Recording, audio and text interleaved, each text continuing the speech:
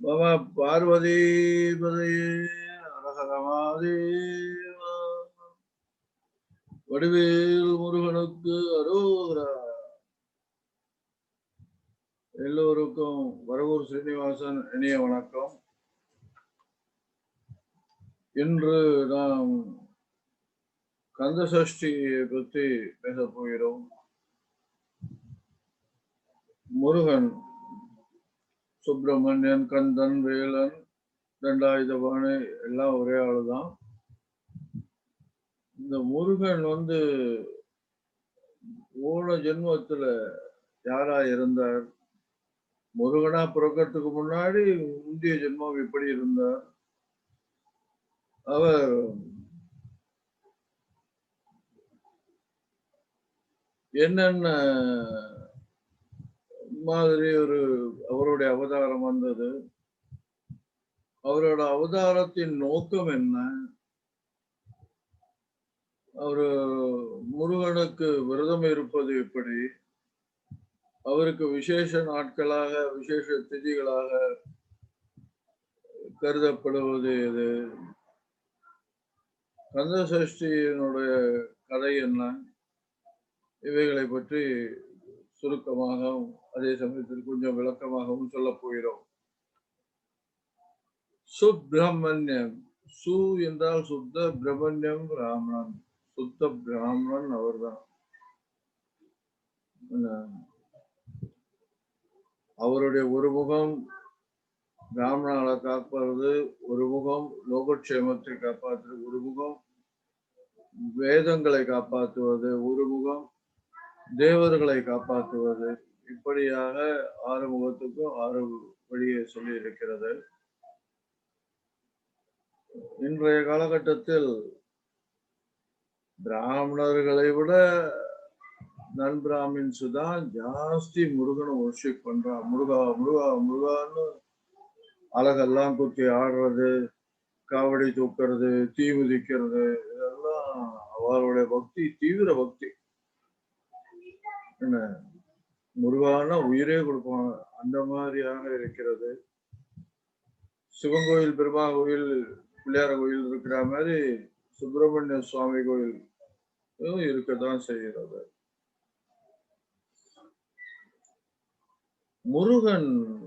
முருகனா பிறக்கிறதுக்கு முன்னாடி எப்படி இருந்தார் என்றால் சனத்குமாரராக இருந்தார். சனத்குமாரர் யார்? பிரம்மாவின் மானசீக புத்திரர்களில் ஒருவர். அவர் ஒரு நாள் கனவு கண்டார். அசுரர்கள் எல்லாம் இவர் படையெடுத்து சென்று அவர்களை முறியடித்து வெற்றி கொடி நாட்டுவது போல கனவு கண்டார். கண்ட கனவை அவர் தன் தந்தையான பிரம்மாதேவரிடம் சொன்னார். பிரம்மாவும் சொன்னார், ஆமா, கனவு பலிக்கணும்னா நீ ஈஸ்வரனுக்கு புத்திரனாக பிறக்க வேண்டும். அந்த அசுரர்கள் எல்லாம் ஈஸ்வர வரம் பெற்று சாநித்தியம் உள்ளவர்களா இருக்கிறார்கள். ஈஸ்வர புத்திரனால்தான் அவருக்கு சம்ஹாரம் ஆக வேண்டும் என்று ஒரு சங்கல்பமும் இருக்கிறது. அதனால நீ அங்கதான் ஜெயிக்கணும். இதை கேட்ட பிற்பாடு பரமேஸ்வர் பார்வதி ரிஷபத்துல உட்கார்ந்து இருக்கும் போது அந்த பக்கமா முருகன் எதாச்சியா போறார். எதாச்சியா போன போது முருகனை கூப்பிடுறாரு ஈஸ்வரன். நீ எனக்கு பையனா பிறக்கணுமே அப்படின்னு கேட்கிறார். அதுக்கு முருகன் சொல்றார், நான் பெண்களின் வயிற்றில் கர்ப்பவாசமாக இருக்க மாட்டேன். கர்ப்பவாசமாக இருந்து குழந்தை பிறப்பது போன்று பிறக்க மாட்டேன்.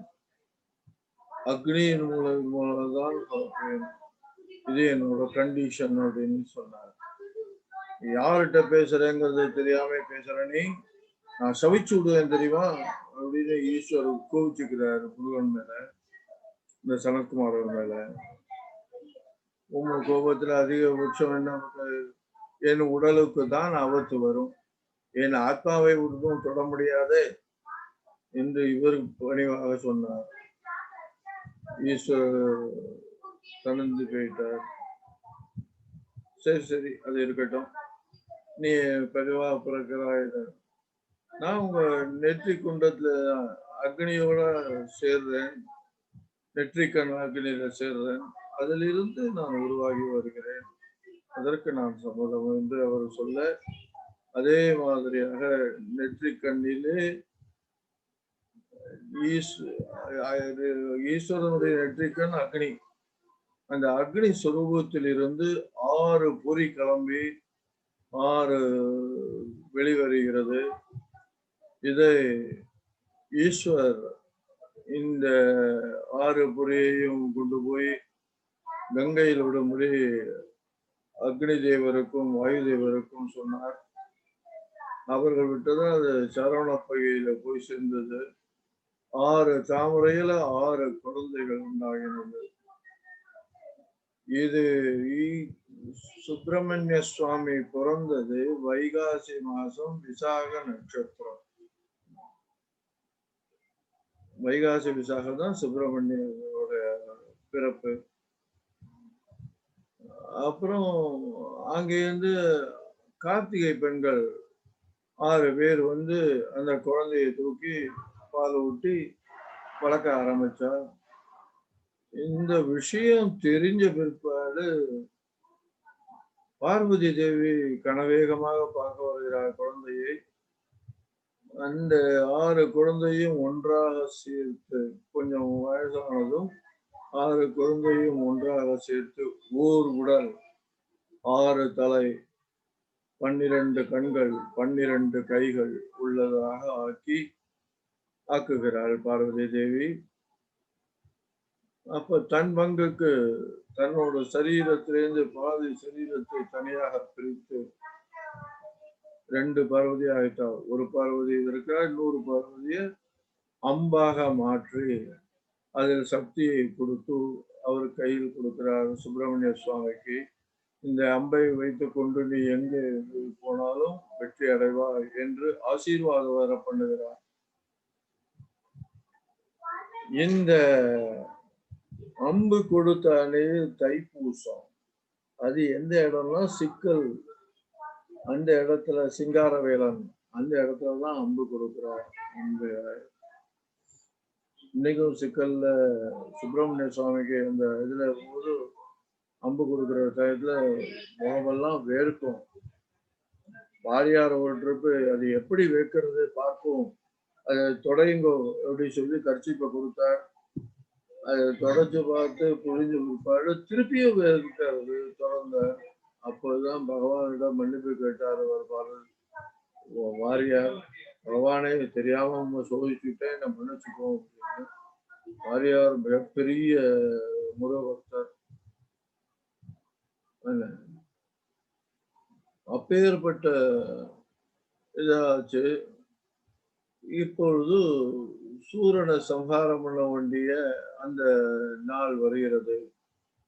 அது பொதுவாக எப்படி என்றால் ஐப்பசி மாதம் இது அமாவாசைக்கு பிற்பாடு பிரதம திதிய திருதிய அது மாதிரி இருந்து அதுல வர சஷ்டி, அதுதான் கந்த சஷ்டி. அந்த கந்த சஷ்டியின் போது பானுகோபன், சூரபத்மன், சிங்கமுகன், தாரகாசுரன், அசுரன், சூரன் இவர்களெல்லாம் சம்ஹாரம் பண்ணுகிறார். சூரனுடைய பராக்கிரமம், அவன் தலை வெட்ட வெட்ட தலை வளர்ந்துட்டே வந்து இருக்கு. இதை பார்த்த முருகன்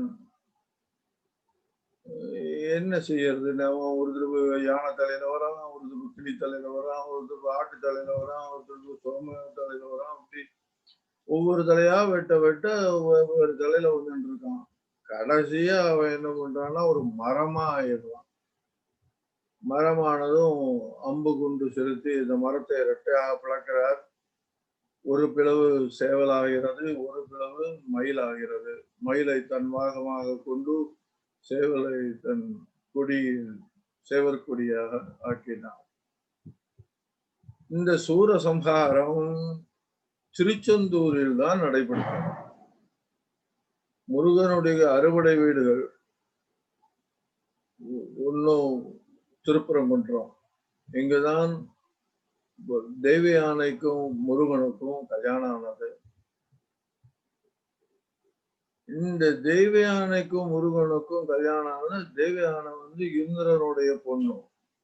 தேவி யானையை முந்திய ஜென்மம் என்னவென்றால், அவள் அமிர்தவல்லியாக அவளுடைய தங்கை சுந்தரவல்லி, அமிர்தவல்லி சுந்தரவல்லி இருவரும் மகாவிஷ்ணுவுக்கு பெண்ணாக அவதரித்தவர்கள். முருக பக்தி பண்ணி பண்ணி அவர்கள் அடுத்த ஜென்மத்திலே முருகனை அடையும்படியாக நேரிட்டு, அதுதான் இந்த ஜென்மம். அந்த தேவயானை தான் கல்யாணம் பண்ணும் பொழுது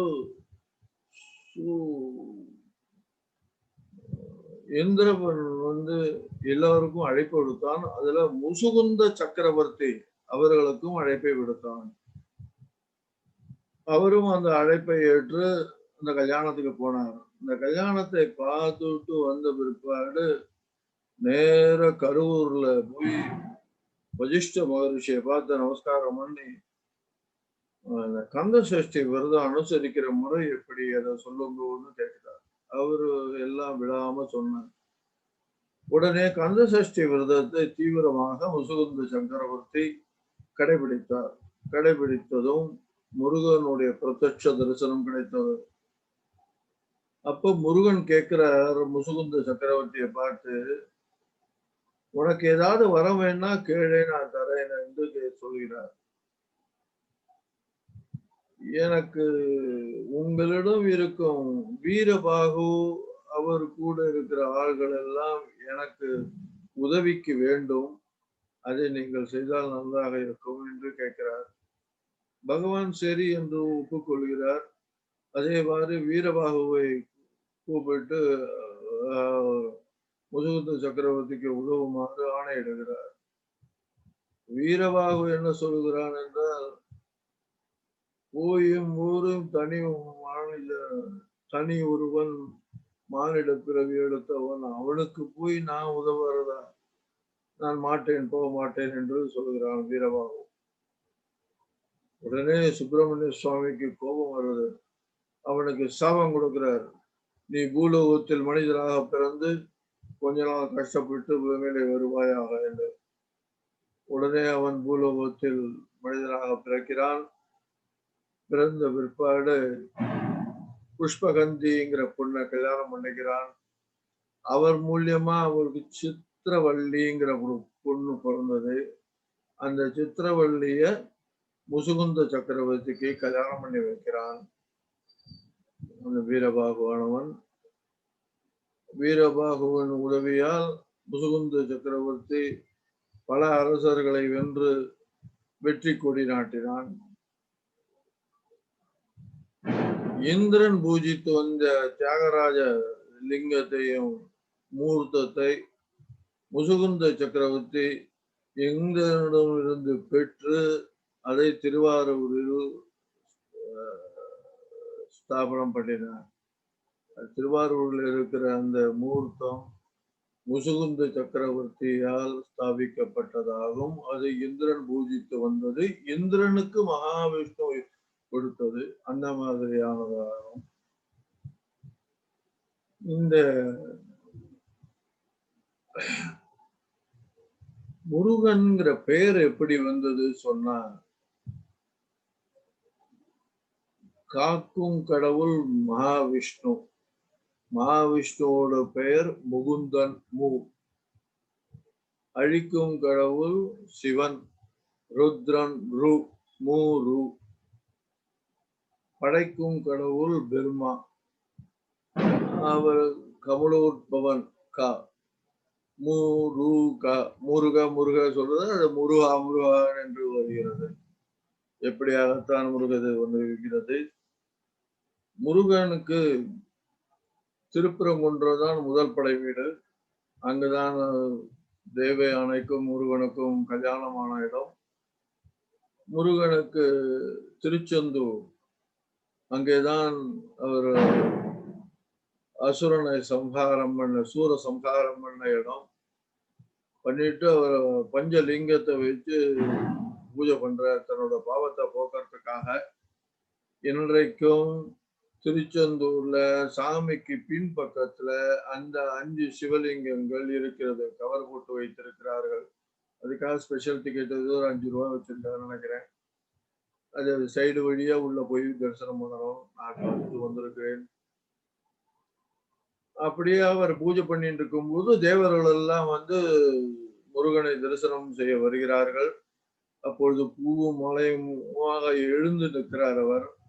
அதே திருக்கோலத்தில் தான் மூலவர் இன்றும் இருக்கிறார். திருச்செந்தூர் அது 2வது படை வீடு. 3வது பழனி. பழனியில நவபாஷாணத்தால ஆன சிலை அது. போகர் என்பவர் செய்கிறார். அங்க அபிஷேகம் பண்ண அந்த தண்ணியை குடித்தாலே வியாதிகள் எல்லாம் போகும் என்று சொல்வார்கள். நாரதர் கொண்டு வந்த பழத்தை பெறுவதற்காக கணேசனோடு போட்டியிட்டு இது பண்றார். கணேசன் தன் தாய் தகப்பன் தான் உலகம் என்று நினைத்து அவர்களை பிரதர்சனம் பண்ணி அந்த பழத்தை வாங்கி விடுகிறார். அது பழம் கிடைக்காத கோபத்தாலே கோமணத்தை கட்டுண்டு கோமணாண்டியா பழனியில போய் நிற்கிறார் அவர். அதுதான் பழனி. பழத்துக்காக போனதுல பழனின்னு வந்தது. இன்னைக்கு தமிழ்நாட்டிலே ரொம்ப பெரிய அதிக ஜன நெருக்கம் உள்ள கோயில் என்று சொன்னால் பழனி தான். இந்த பழனி முருகன் கேரளாவை பார்த்துட்டு இருக்கிறதுனால தான் கேரளாவே செழிப்பா இருக்கு. அது 3வது படை வீடு. 4வது படை வீடு சுவாமிநாத சுவாமி சுவாமிமலை. ஒரு ட்ரிப்பு முருகன் இருக்கும் பொழுது பிரம்மா ஏதோ ஒரு விஷயமாக வந்தார் ஈஸ்வரரை பார்க்க. முருகனை கவனிக்காதது போல சென்று விட்டார். முருகனுக்கு வந்தது கோபம். பிரம்மாவை கூப்பிட்டு பிரணவத்திற்கு அர்த்தம் என்ன என்று கேட்கிறார். பிரம்மாவுக்கு தெரியவில்லை. உடனே தெரியாதவ தொழில் வைக்கக்கூடாது, உன் தொழிலை நான் எடுத்துக்கிறேன், நீ உள்ள போக சொல்லி சிறையிலே அடைத்தார் பிரம்மாவை. அவர் படைப்பு தொழிலை தானே எடுத்து செய்ய ஆரம்பிச்சார். அவர் செஞ்ச படைப்பு தொழில தான் சைனாவும் ஜப்பானும் அதெல்லாம் அவருக்கு அனுபவம் இல்லாததுனால படைப்புல இறங்கியதுனால எல்லாருக்கும் மூக்கு சப்பட்டையா இருக்கு. சைனாலயும் ஜப்பான்லயும் இதுதான் காரணம். அடுத்து சுவாமி ஈஸ்வரருக்கே கேட்கிறார். ஈஸ்வரருக்கும் அது ஞாபகம் இல்லை. அப்புறம் சொல்லுபவன் குரு, கேட்பவர் சிஷ்யன். சிஷ்யன் மாதிரி இருக்கும் அப்படின்னா கைகட்டி வாய்ப்புத்தி கீழே அமர்ந்து ஈஸ்வரர் அவர் முருகன் சொல்வது உபதேசத்தை கேட்கிறார். ஓங்காரத்தினோட அர்த்தத்தை கேட்ட பிற்பாடுதான் அதனாலதான் சுப்பிரமணிய சுவாமிக்கு தகப்பன் சுவாமி என்ற பெயர் விட்டது. இது 4வது படை வீடு. 5வது படை திருத்தணி. வள்ளியை கல்யாணம் முடித்த பிற்பாடு திருத்தணியிலே கல்யாண குருவாக போகிறார். அங்கே தன்னுடைய அசுரர்களை கொன்ற கோபம் எல்லாம் தனிய வந்தது அந்த இடம். அதனால ரொம்ப விசேஷமான இடமாக கருதப்படுகிறது திருத்தணி. திருத்தணியில வந்து சூரசம்ஹாரம் கிடையாது. பாக்கி எல்லா இடங்கள்லயும் உண்டு. திருத்தணியில வந்து கல்யாண கோலம். கல்யாணம் ஆக வேண்டியதெல்லாம் திருத்தணியில வேண்டினா சீக்கிரம் கல்யாணம் நடக்கும்பா. திருத்தணி மெட்ராஸை ஒட்டின மாதிரி 84 கிலோமீட்டர் தூரத்துல இருக்கு. அது 5வது படை வீடு. 6வது படை வீடு பழமுதிர்ச்சோலை. வள்ளி தேவியான சமேதமா இருக்காரு. என்ன இப்ப 7வது படை வீடுன்னு சொல்லி மருதமலையை சொல்றா. பட் மருதமலையும் பார்க்க வேண்டிய கஷேத்திரம். கோயம்புத்தூர்ல இருந்து பஸ் போறது டவுன் பஸ் பக்கத்துல தான் இருக்கு. அது பார்க்க வேண்டிய கஷேத்திரம். முருகன் நதிகளிலே புனிதமானது கங்கை.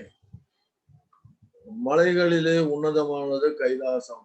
மலர்களிலே சிறந்தது தாமரை. மரங்களிலே வெண்மையானது கற்பகம். பசுக்களிலே சிறந்தது காமதேனு. அதே போல விரதங்களில் சிறந்தது சஷ்டி விரதம். சஷ்டியில் விரதம் இருந்தால் அகப்பையில் அறுவலரும்.